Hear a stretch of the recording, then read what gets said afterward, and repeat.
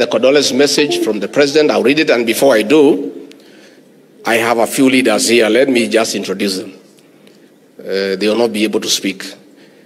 There are new challenges. Where we are going to church now, our leaders are not being allowed to say anything. Tuendelee namna hiyo? Kwa sababu nafikiri waliharibu kidogo, si ndio? So nyinyi mkae namna hiyo for the time being. We have Senator Veronica Maina. Please clap for her. Nominated Senator. We have our women rep for this great county, Ann Wanjiko Wamradha. Pigieni makofi. We have the Honorable Sabina Maito Chege. Pigieni makofi. We have a very great young man from Umeas. You see him on TikTok, the Honorable Peter Salasia.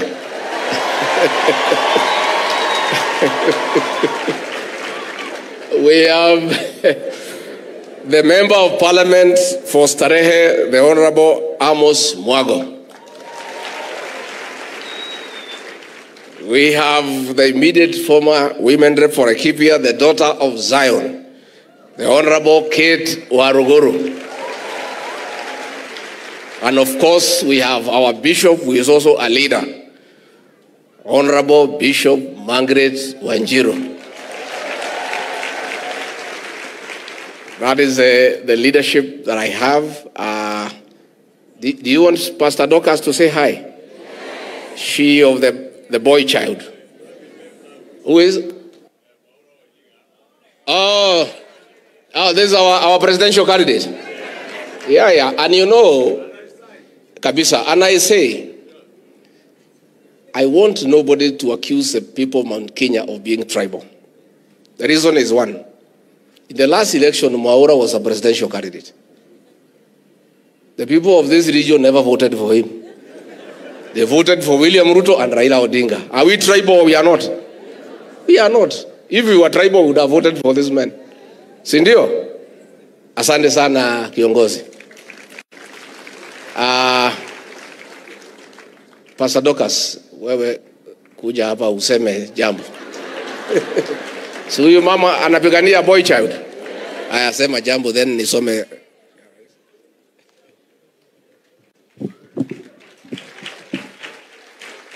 Bwana asifiwe. Please greet me. And maybe you can do a celebration clap for our general, our gallant soldier, our bishop, our brother, our father, our friend. Our sister, Kathy, Kiuna, and your family, our mother of faith, Tricia Wailimu. As you always say, you have said many times, it is very hard for a mother to bury a son. It's supposed to be opposite. So we condole with you. Gracious bishops and pastors and the house of clergy, saints of God, and all those who have come to mourn our brother. I will not speak much because you see the head has already spoken. But I'll just speak to my sister Kathy and remind you what our brother would be saying now. Before the foundations of the earth, this God have the last say. And he will make a way. Before the predicament came, he had already made a way. Before all this tragedy struck, he made a way for you and your children. He will keep you, and all I ask you is to retain three things: faith, hope, and love. The greatest is love. Love what he loved.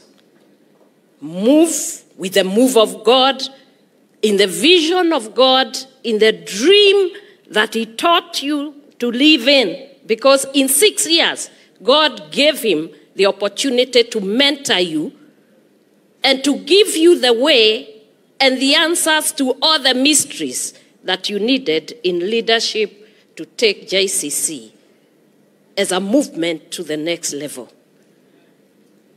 You are not only now the Reverend, but you are the Bishop. The mother whom they will look up to. And you are capable because before the foundations of the earth, he knew you will be here. He will be with you now, not as a God you have always served before, but as Jehovah God, your husband, man, and father to your children. God bless you.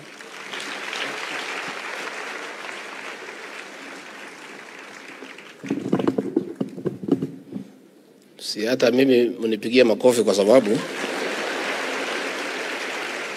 living with a pastor when you are not one is also not easy. Mimi nangangana, si ndio? I have the message from President William Ruto. Let me read it and then I hand over to Reverend Kathy. Condolence message from His Excellency William Ruto, President of the Republic of Kenya and Commander-in-Chief of Kenya Defense Forces, to the family and friends of the late Bishop Alan Kiuna. I've lost a true friend and an extraordinary man of God. Bishop Alan Kiuna was a general of the Word of the Lord who founded the Jubilee Christian Church. He was a firm faith leader whose sermons were stimulating, authentic, and targeted. Beyond the pulpit, Bishop Kiuna was focused, hardworking, and played the lead role in uplifting the needy. We remember him as one of the most potent spiritual leaders to ever serve our country. May Bishop Kiuna's spirit live on through the congregants, his fellow church leaders, and the people that he touched. Our prayers are with Reverend Kathy and the family, their loved ones, and the Jubilee Christian Church fraternity at this sad moment. May we draw comfort from the word of the Lord in the book of John, chapter 16, verse 22. So you have sorrow now, but I'll see you again. Then you will rejoice, and no one will rob you of the joy. Rest in peace, Bishop Kiuna. Signed, William Samoei Ruto, PhD, CGH, State House, Nairobi.